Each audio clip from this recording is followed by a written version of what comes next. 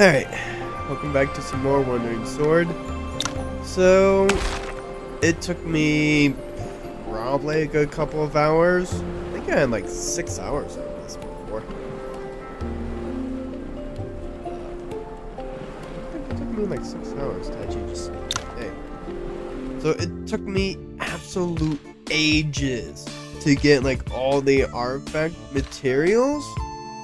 Like, granted, I already had a good chunk of them. I was just missing these 3. And as far as, or at least as close as I can tell, where is it? Right here. There is actually a teleportation spot over here, which is actually really nice. But it took me probably like a good couple of hours just to get these, and he probably respawns maybe like once every 5 minutes or so, if I had to guess. Somewhere around there, anyways. And those artifacts are actually really good. So I'll show you what I mean on what all of them do. So this is the last artifact that I needed to be repaired. So we got that. Not bad. After so much effort, at last we recovered and restored all the 8 immortal artifacts. Maybe get rid of the restored all 8 immortal artifacts. That would make more sense, like grammar-wise. It's time to return these artifacts to their rightful owner.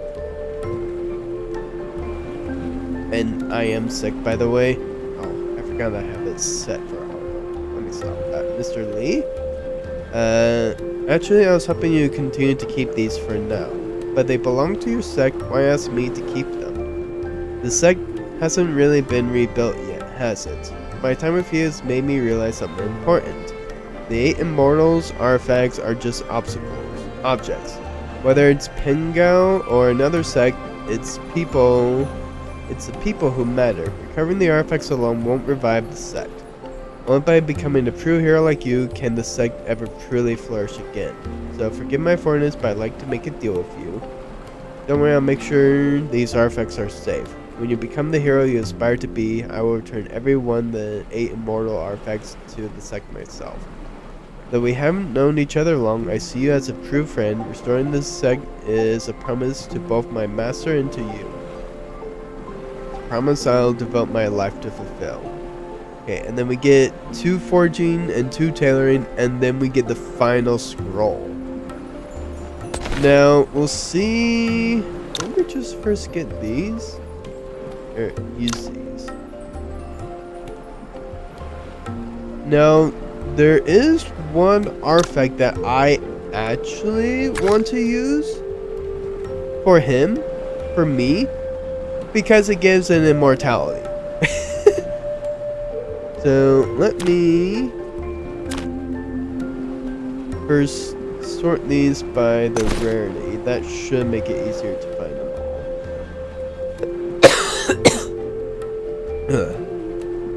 all. Okay, so I'm going to lock all the artifacts just to make it easier to actually find.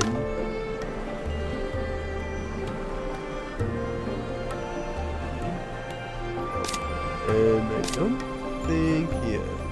Well, let me unequip all the artifacts first, foremost. Randomly equip some of these to make sure that we don't have any additional artifacts. Equip to anyone else. I think, yeah. Be all of them, I believe.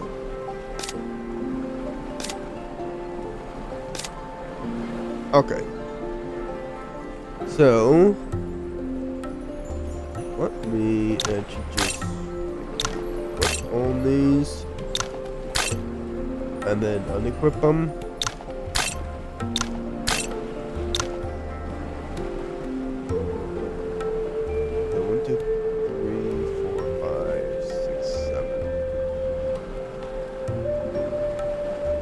I know I have all 8. So 1, 2, 3, 4, 5, 6. Oh, right. 6. And then 7 and 8. Okay, good. So we got the Fire Dragon Sword. Equip 2 gets a stack of Ignite when using sword plays. Equip 3 and detonates a Ignite if it has 5 or more, doing bonus damage. Don't know how much bonus damage that's going to really be giving, but that's still pretty good, I feel like. So I kind of want you to have that. And then maybe this one, so that you have the 2 stack of it. Maybe just give you a 3rd. We'll give you the bamboo. Yeah. So now I have 3 equips. So that should activate every single one. So more lessons, clearing the debuffs for allies 12 grades of value every turn, which is actually great. HP below 50%, composing increases that by 35. Stores HP and MP equal to 4 times their constitution, which is huge. And then the ignition. Now this is the one I want to have on my guy. Equip 3, we can revive once. 5 stacks of Ignite within 36 grids. This would actually be, I probably really only use it. Oh, what is this?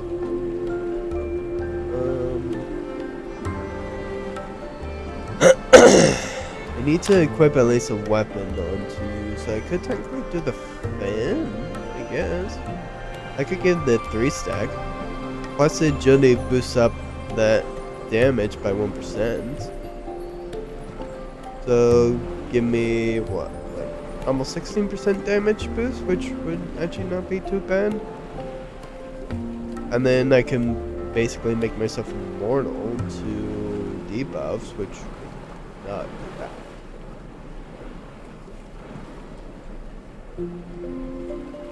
I don't feel like then they should have a. I want to just have this for the equip for 3, and then I would just be nearly impossible to kill, I feel like. But that's how you get all the artifacts. Now let's see what happens when we use all these scrolls. There it is. So I have now all 9 scrolls. The last one you get is from repairing all the artifacts, which is annoying to do, like legitimately. Master Quinn hid the 9 region scrolls across distant islands, and now we finally brought them all together. If you arrange them according to their locations, you reveal a map of Ning. Of course, since the scrolls were drawn centuries ago, some details don't line up with the present day. Master Quinn once said the 9 region scrolls hold the key to the Central Plains' destiny. What do you think she meant? Some say the rise and fall of ley lines create dragons. So the so-called dragon veins actually refer to the flow of mountain and ley lines. Then the ancients believed that Ning's mountains begin at Mount Buzhou in the northwest, which would be this scroll of Buzhou. Mount Buzhou stands at the heaven position in the northwest, the first among the 8 trigrams. Dragons rise on the Mount Buzhou and travels across the land, matching the directions of the trigram. This is how the idea of dragon veins came about. But Master Quinn left a message on the stone walls saying dragon veins are mere tales. Dragons rise at the Mount Buzhou and travel across the land at the heart of the 8 trigrams in Tai Chi, and the center of the 9 regions lies the Central Plains. These scrolls start with Mount Buzhou, the mythological celestial pillar in the northwest, and end with the Central Plains. You're not planning to get so caught up in this that you want to turn into a Feng Shui master, are you? No, it's just I feel like I'm starting to understand something. The dragon veins mentioned here might not mean what most people think. So what do they mean? If we interpret dragon as key, Then it rises in the northwest and flows along the mountains and rivers, forming meridians, the dragon bands. Meridians. Oh wait, do we get a new meridian? Oh, that'd be awesome. If mountains and rivers are the meridians, then peaks and lakes must be the acupuncture points. Could this be a cultivation method? It's possible. I think the ancient sages combined the world's geography and dragon veins with human meridians and acupoints, hiding a cultivation method within these scrolls. There's one way to know for sure. Let's train according to the scrolls. Ooh, so we get something brand new here. Over several days, you each follow your own theories, trying to comprehend the cultivation method for the hidden in the 9 region scrolls. Even after the several days of practice, we only barely managed to grasp this method. The 9 region art is truly mysterious and profound.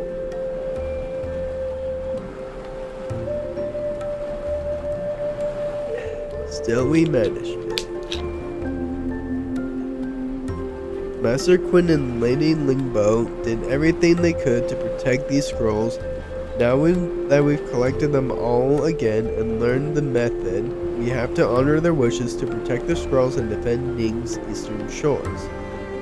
Of course, we're both successors of the Immortals now. So we get 9 region arts. Oh wow, this is quite the texture. Oh, so it's only me and Boo here. Okay. It's a Jigama then. Applies 1-3 stacks of Nin region art effect. Every stack increases key gathering speed by 5% and damage up of all moves by 5%. Gains 1 stack of this effect after using any moves.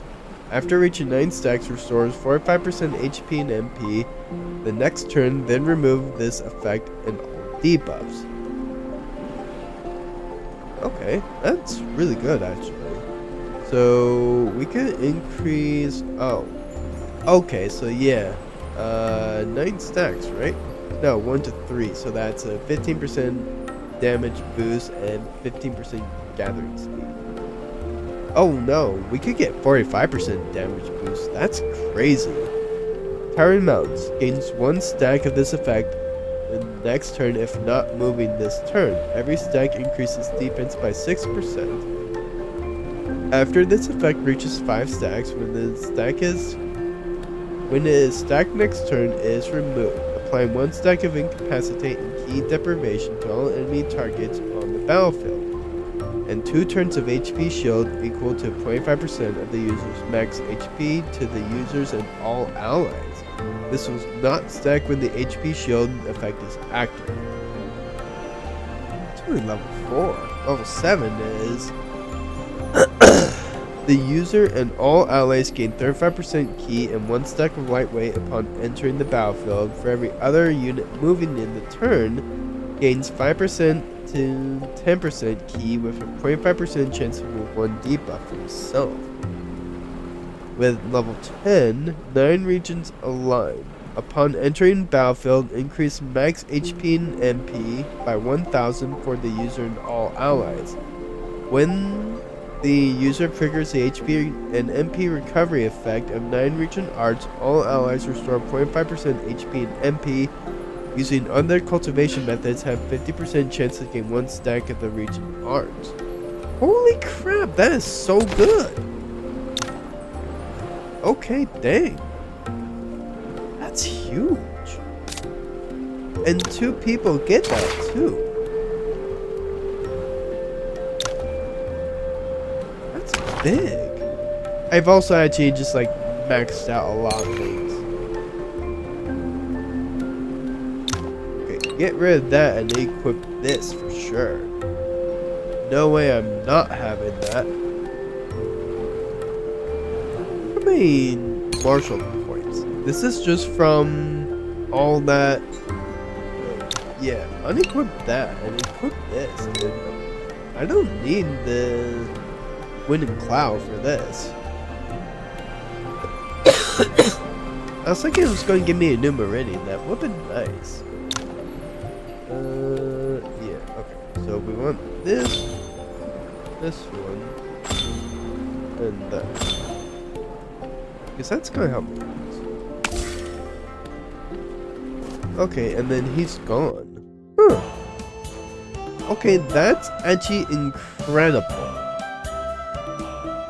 You have no idea how long it actually took me to get that. I mean, it didn't take me long to get all the artifacts.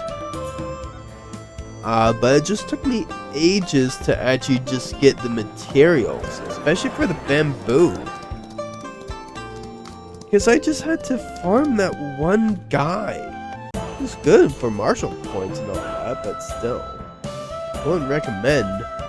Like, if you want to get more powerful, then yes, go ahead and by all means do it. But I think that one's going to be it for this. Where am I going? Oh yeah, right here. That's right.